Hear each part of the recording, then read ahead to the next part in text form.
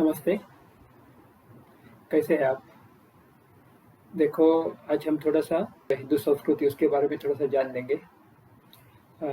देखो 2000 सालों में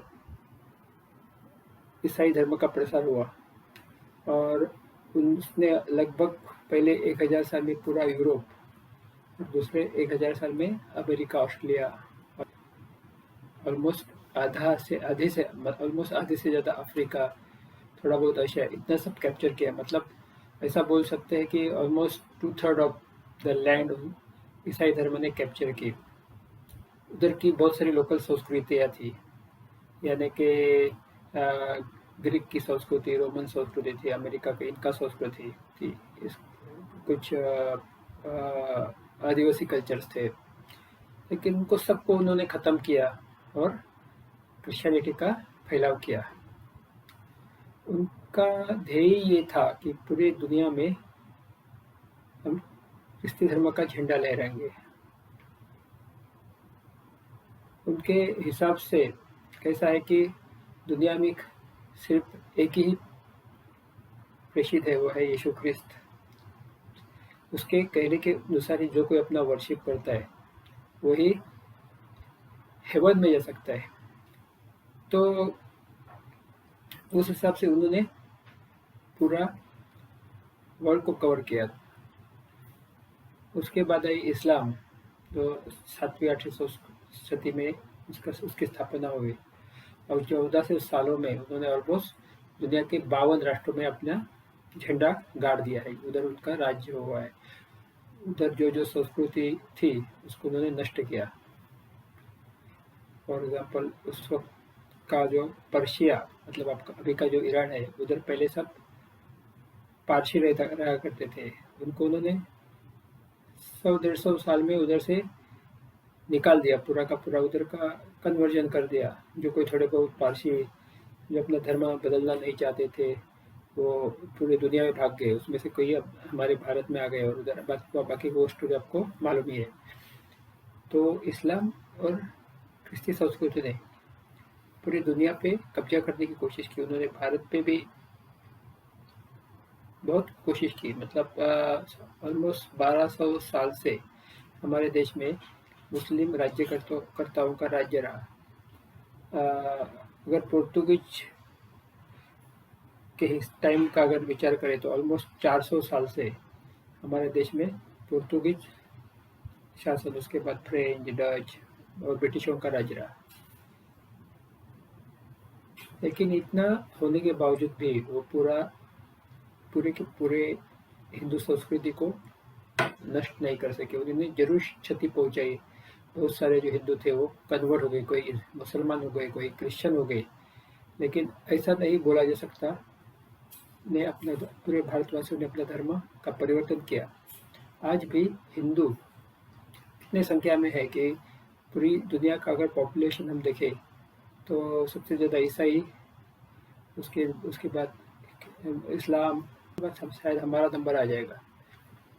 तो इतना सब होने के बावजूद, इतने इतने सब आघात होने के बावजूद भी आज हमारा धर्म जो जीवित है उसकी वजह क्या है? तो देखो भाई, इसकी वजह ये है, ये धर्म की उत्पत्ति ही उसकी वजह है। अपना जो हिंदू कल्चर है, हिंदू संस्कृति है, वो जिस धर्म पे आधारित है उसको हम सनातन धर्म बोलते हैं। और सनातन धर्म का मतलब होता है कि नित्य नूतन। सनातन मतलब नित्य नूतन, मतलब जो कभी नाश नहीं होता, जो हमेशा ताज़ा रहता है, फ्रेश रहता है। और दुनिया में सबसे फ्रेश क्या है? तो वो है भगवान। हम कभी नहीं ऐसा बोलते कि भगवान अभी बूढ़ा हो गया, भगवान जवान है। भगवान is constant state of energy. और इस भगवान के जो गुण है उसको ही धर्म बोलते हैं। मतलब धर्म का अर्थ क्या है कि धारयति धर्म। अभी अगर शक्कर धारक है तो उसका धर्म क्या है? मिठास। अगर आग, अग्नि धारक है तो उसका धर्म क्या है? गर्माहट। तो सनातन अगर धर्म है तो इसका कोई तो धारक रहेगा, तो इसका धारक है साक्षात भगवान या ईश्वर। और ये भगवान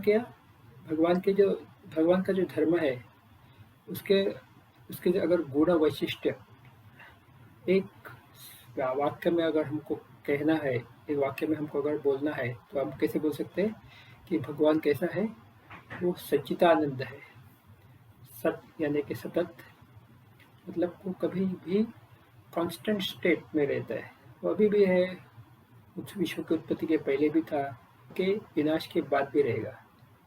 मतलब उसको ना, वो अनादि अनंत है। अनादि का मतलब है जो जिसकी शुरुआत नहीं हुई, मतलब विश्व की शुरुआत के पहले से भी वो है। और अनंत का मतलब जिसका अंत नहीं होता, मतलब विश्व के नाश के बाद भी वो रहेगा। इसके लिए वो सतत है। सत चित मतलब चैतन्यमय। जो चैतन्य सृष्टि में हमको अनुभव करने को मिलता है, वही भगवान का असली गुण है, चैतन्य। सब जीवित सृष्टि में जो चैतन्य है वही भगवान है। और आनंद, आनंद का मतलब क्या है? आनंद मतलब सुख की सर्वोच्च स्थिति, जो बाह्य स्थिति पे डिपेंड नहीं रहती है। मतलब किसी को कुछ अच्छा लगता है तो उसको सुख होता है, अगर उसको खाने को अच्छा मिला तो उसको सुख होता है, सोने के लिए अच्छा पलंग मिले तो सुख होता है। ये सब बाह्य सुख के लक्षण है। लेकिन आनंद ये ऐसी स्थिति है कि बाह्य स्थिति कुछ भी होने दो, मतलब जो संत रहते हैं वो कभी बिस्तर पे, अच्छे बिस्तर पे, पलंग पे सोते हैं, कभी कचरे के कुंडे के पास सोते हैं, कचरे में मिला हुआ खाना खाते हैं, कभी कोई उनको अच्छा अच्छा पकवान देता है। वो सब स्थिति में समान रहते हैं। तरफ सुख दुख समय कृत्वा लाभालाभो जय। आनंद की स्थिति का वर्णन ऐसा किया जा सकता है कि सुख दुख समय कृत्वा, सुख और दुख सम है। लाभ मतलब फायदा, लाभ मतलब फायदा, और अलाभ मतलब नुकसान। दोनों सब स्थिति में मन की जो स्थिति है वो आनंद अवस्था अगर रहेगी तो वो सच्चा आनंद है। और ये आनंद का गुण प्राप्त करना मतलब हमने ईश्वर को प्राप्त किया। तो ये सब जो गुण है वो ईश्वर के है। वो गुण को अंगी करने वाला जो धर्म है वो सनातन धर्म है। अभी देखो, जो खुद ईश्वर का जो धर्म है, वो अगर ईश्वर नाश्वर नहीं है, ईश्वर को हम नष्ट नहीं कर सकते, तो कितने भी प्रयास किसी ने भी किए, फिर भी हम लोग, हमारा जो धर्म है वो कभी नष्ट नहीं हो सकता। हिंदू संस्कृति कभी भी नष्ट नहीं हो सकती। हाँ, उसको ग्लानि आ जाती है, लेकिन जब जब ग्लानि आती है तो उस स्थिति से उभरने के लिए ईश्वर हर प्रकार से मदद करता है, वो अवतार लेता है। तो ये अभी सब जो चर्चा है वो हम अगले हमारे एपिसोड में करेंगे। हमारा चैनल आपको अच्छा लगा तो आप जरूर सब्सक्राइब करें और जो बेल आइकन है उसको प्रेस करें। धन्यवाद।